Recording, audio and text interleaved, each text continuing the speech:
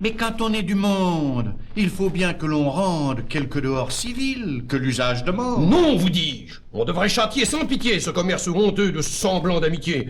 Je veux que l'on soit homme. Et qu'en toute rencontre, le fond de notre cœur dans nos discours se montre. Que ce soit lui qui parle. Et que nos sentiments ne se masquent jamais sous de vains compliments. Il est bien des endroits où la pleine franchise deviendrait ridicule et serait peu permise. Et parfois, n'en déplaise à votre austère honneur, il est bon de cacher ce qu'on a dans le cœur. Serait-il à propos et de la bienséance de dire à 1000 gens tout ce que d'eux l'on pense? Et quand on a quelqu'un qu'on hait ou qui déplaît, lui doit-on déclarer la chose comme elle est? Oui? Quoi? Vous iriez dire à la vieille Émilie qu'à son âge il sied mal de faire la jolie, et que le blanc qu'elle a scandalise chacun. Sans doute. À Dorylas, qu'il est trop importun, et qu'il n'est à la cour oreille qu'il ne lasse à compter sa bravoure et l'éclat de sa race. Fort bien. Vous vous moquez. Je ne me moque point, et je vais n'épargner personne sur ce point. Mes yeux sont trop blessés, et la cour et la ville ne m'offrent rien qu'objets à m'échauffer la bile. J'entre en une humeur noire, en un chagrin profond, quand je vois vivre entre eux les hommes comme ils font. Je ne trouve partout que lâche flatterie, qu'injustice, intérêt, trahison, fourberie. Je n'y puis plus tenir, j'enrage. Et mon dessein est de rompre en visière à tout le genre humain. Ce chagrin philosophe est un peu trop sauvage. Je ris des noirs accès où je vous envisage, et crois voir en nous deux, sous même soin nourri, ces deux frères que peint l'école des maris dans... Mon Dieu, laissons là vos comparaisons fades. Non, tout bon, quittez toutes ces incartades. Le monde, par vos soins, ne se changera pas. Et, puisque la franchise a pour vous tant d'appât, je vous dirai tout franc que cette maladie, partout où vous allez, donne la comédie, et qu'un si grand courroux contre les mœurs du temps vous tourne en ridicule auprès de bien des gens. Tant mieux, morbleu! Tant mieux, c'est ce que je demande. Ce m'est un fort bon signe, et ma joie en est grande.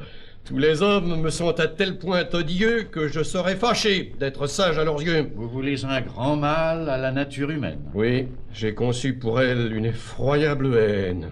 Tous les pauvres mortels, sans nulle exception, seront enveloppés dans cette aversion. Encore en est-il bien dans le siècle où nous sommes. Non, elle est générale, et je hais tous les hommes. Les uns parce qu'ils sont méchants et malfaisants, et les autres pour être aux méchants complaisants, et n'avoir pas pour eux ces haines vigoureuses que doit donner le vice aux âmes vertueuses. De cette complaisance, on voit l'injuste excès pour le franc scélérat avec qui j'ai procès.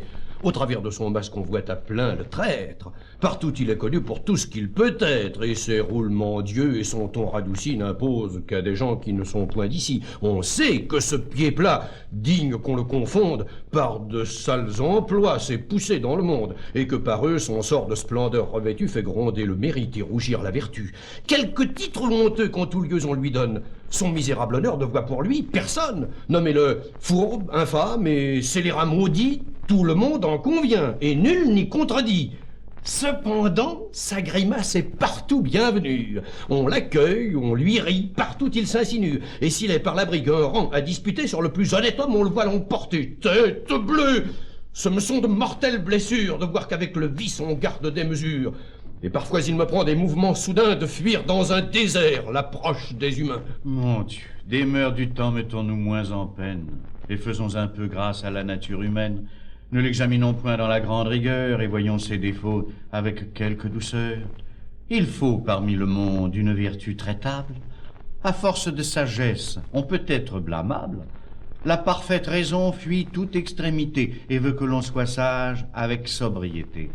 Cette grande raideur des vertus des vieux âges heurte trop notre siècle et les communs usages. Elle veut aux mortels trop de perfection. Il faut fléchir au temps, sans obstination. Et c'est une folie, à nulle autre seconde, de vouloir se mêler, de corriger le monde. J'observe, comme vous, 100 choses tous les jours, qui pourraient mieux aller, prenant un autre cours. Mais, quoiqu'à chaque pas je puisse voir paraître, en courroux, comme vous, on ne me voit point être.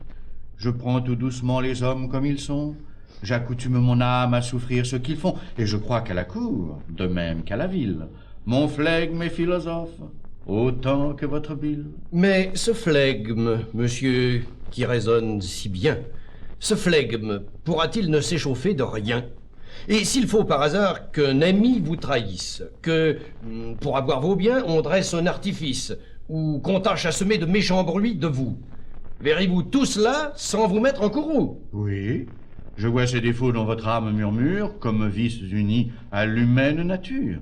Et mon esprit, enfin, n'est pas plus offensé de voir un homme fourbe, injuste, intéressé, que de voir des vautours affamés de carnage, des singes malfaisants et des loups pleins de rage. Je me verrai trahir, mettre en pièces. Nous espérons que vous avez apprécié cet aperçu. Pour continuer à écouter ce livre audio sur Google Play Livres, utilisez le lien dans la description de la vidéo.